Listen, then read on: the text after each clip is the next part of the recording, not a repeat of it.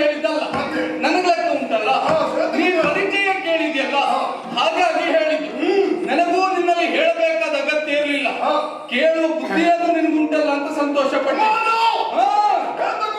ನಾನೇ ಅಲ್ವಾ? ಹಾಗಾಗಿ ನಿನ್ನಲ್ಲಿ ಹೇಳುವುದು, ಸುಮ್ಮನೆ ದಾರಿ ಬಿಟ್ಟು ಕಟ್ಟಿದ ತಟ್ಟಿಯನ್ನು ತೆಗೆದುಕೊಂಡು ಆ ಕಡೆ ಹೋಗ್ಲಿಲ್ಲ.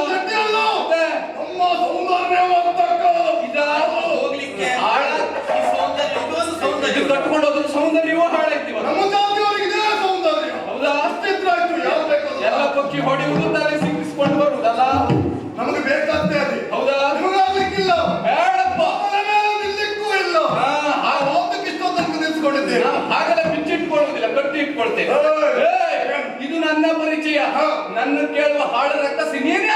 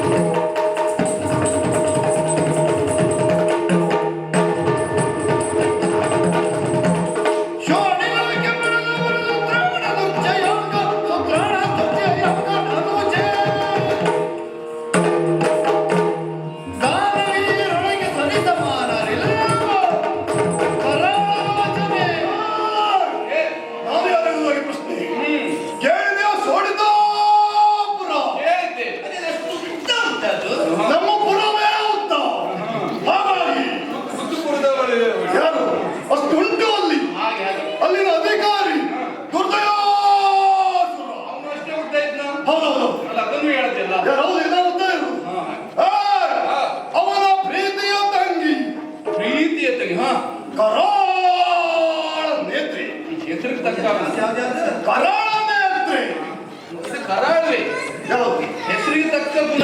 ಕರಾಳ ಮಾಡಿ ಹೋಗುವಲ್ಲ. ಇಂದು ನಿನ್ನ ಕರಾಳ ದಿನ ನೆನಪಲ್ಲಿಟ್ಟಿರುವ ತಿನ್ನಬೇಕೆಂಬ ಆಸೆ ನಿನ್ನ ಮುರಿದು ಮುಂಡವನ್ನು ಬೇರೆ ಮಾಡಿ ಗುಮ್ಮನ್ನು ನುಂಗಿಬಿಟ್ಟೆ. ಹೌದಾ? ತಡ ಮಾಡಬೇಡ, ಕೊಡುವ.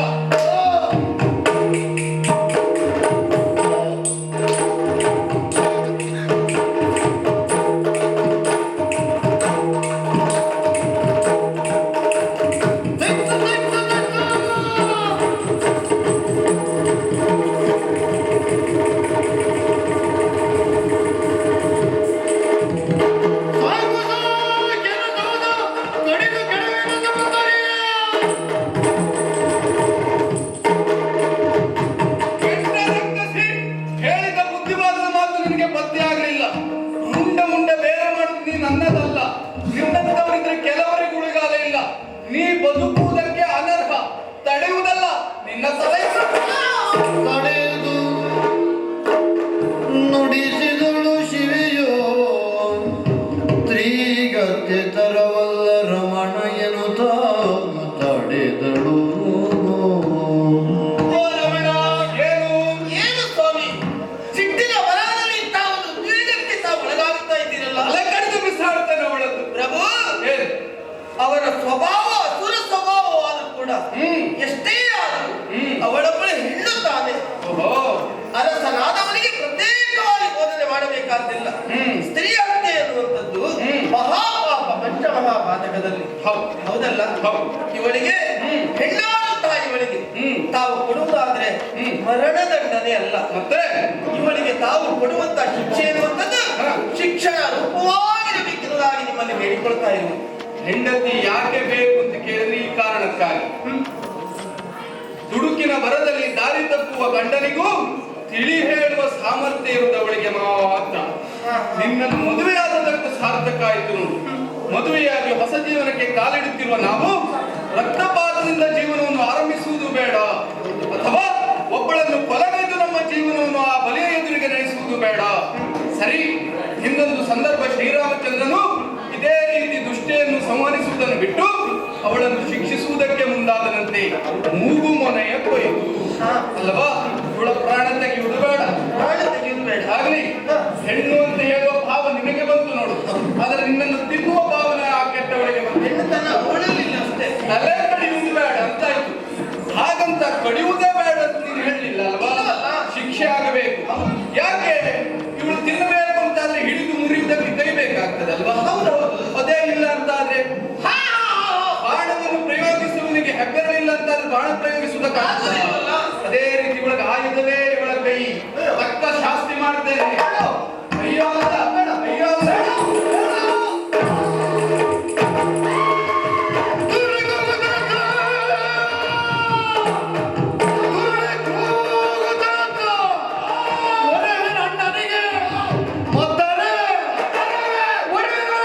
ಸೀತೆಯನ್ನು ಗಮನಿಸಿದಳು.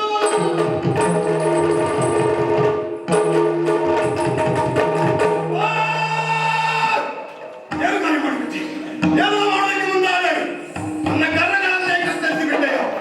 ಉರಿ ಉರಿ! ಅಯ್ಯೋ, ಒಮ್ಮೆಲೆ ಈ ಪ್ರಾಣವನ್ನು ತೆಗೆದಿರು ಚಿಂತಿಸುವ ನಾನಲ್ಲ, ಸತ್ತು ಬದುಕಿದ ಹಾಗೆ ಇದ್ದು ಸತ್ತ ಹಾಗಾಯ್ತು ನನ್ನ ಪರಿಸ್ಥಿತಿ. ಕರವನ್ನ ಕಳೆದುಕೊಂಡು ಏನು ಮಾಡಲಿ? ಶಿಕ್ಷೆಯನ್ನ ಕೊಟ್ಟಿಯ, ಶಿಕ್ಷೆಯನ್ನ ಕೊಟ್ಟಿಯ. ನನ್ನನ್ನು ಸುಮ್ಮನೆ ಬಿಡಲಾರೆ. ಏನ್ ಮಾಡ್ಲಿಕ್ಕೆ ಆಗ್ತದೆ ನಿನಗೆ? ಬಣ್ಣದ ಜೊತೆಯಲ್ಲಿ ವಿಷಯವನ್ನು ಮುಟ್ಟಿಸಿ 1ಕ್ಕೆ 9 ಮಾಡಿ ನನ್ನ ಪ್ರಾಣವನ್ನು ತೆಗೆದೇ ಇದ್ರಿ ಹೆಣ್ಣು ನಾನಲ್ಲ, ಒತ್ತದ್ದು ಸ್ತನ ಅಲ್ಲ. ಓಯ್, ಅಷ್ಟೇ ಅಲ್ಲ, ಇದ್ದಾಳೆ ಮುದ್ದಿನ ಹೆಂಡತಿ, ಜೊತೆಯಲ್ಲಿದ್ದಾಳೆ ಸಿಕ್ಕದ್ದಕ್ಕಾಗ ಪ್ರಾಣ ಉಳಿತು. ಮುದ್ದಿನ ಹೆಂಡತಿ ಇದ್ದಾಳೆ. ಶಿಕ್ಷೆಯನ್ನು ನೀಡುವುದಕ್ಕೆ ಒಳ್ಳೆಯದು. ಕೃತಜ್ಞತೆ ಹೇಳಿ ಹೋಗು. ಯಾರು? ಓಯ್, ಕೃತಜ್ಞತೆ ಅಲ್ಲ, ಮೊತ್ತಗಿದ್ದೇನೆ. ಅಣ್ಣನಿಗೆ ಹೀಗೆ ಬರ್ತಾರೆ. ಯಾವುದು ಅದನ್ನ ನೋಡಿ ಬರ್ತದೆ. ಓಯ್, ಅಣ್ಣನಿಗೆ ವಿಷಯವನ್ನು ಮುಟ್ಟಿಸಿ ನನ್ನ ಹೆಂಡತಿಯನ್ನು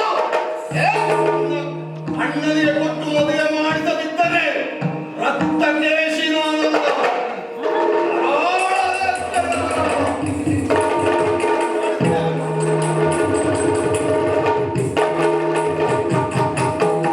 ಸರಿಯಾದ ದೃಷ್ಟಿಗೆ ಶಿಕ್ಷೆ, ಸರಿಯಾಯ್ತು ದೃಷ್ಟಿಗೆ ಶಿಕ್ಷೆ ಎಂದೆನ್ನುತ್ತಾಗ ಸುರರಂಬರದಿ ಪುಷ್ಪರಶ್ಮಿಯು ಸುರಿಸುತ್ತಿದೆ. ಹೊಂದಾಣಿಕೆ ಅಂದ್ರೆ ಹೀಗಿರ್ಬೇಕು ನೋಡು. ತಪ್ಪನ್ನು ತಪ್ಪಲ್ಲ ಮಾಡುವ ಹಾಗೆ. ಯಾಕೆ ನನ್ನ ನಿನ್ನ ಹೊಂದಾಣಿಕೆ ಹೇಳಿದೆ, ತಪ್ಪು ಮಾಡು, ನನ್ನನ್ನು ತಡೆದು ತಪ್ಪು ಮಾಡಬೇಡಿ ಅಂತ ಹೇಳಿದೆಯಲ್ಲ, ಬಹಳ ಸಂತೋಷ ಆಯ್ತು. ಆದರೂ ಅವಳಿಗೆ ಶಿಕ್ಷೆಗೆ ಪ್ರತಿಕಾರ ತೀರಿಸಿಕೊಳ್ತೇನೆ ಅಂತ ಹೇಳ್ತಾ ಇದ್ದಾಳೆ. ಆದ್ರೆ ಅವಳಿರುವುದೆಲ್ಲೋ, ಅವಳಿರುವುದು ಎಲ್ಲೋ, ನಾವಿರುವುದು ಇನ್ನೆಲ್ಲೋ. ಆದರೂ ಕೂಡ ದೇವತೆಗಳ ಅಂಬರದಿಂದ ಪುಷ್ಪರಷ್ಟಿಯಿಂದ ಇರುತ್ತಾ ಇದ್ದಾರೆ.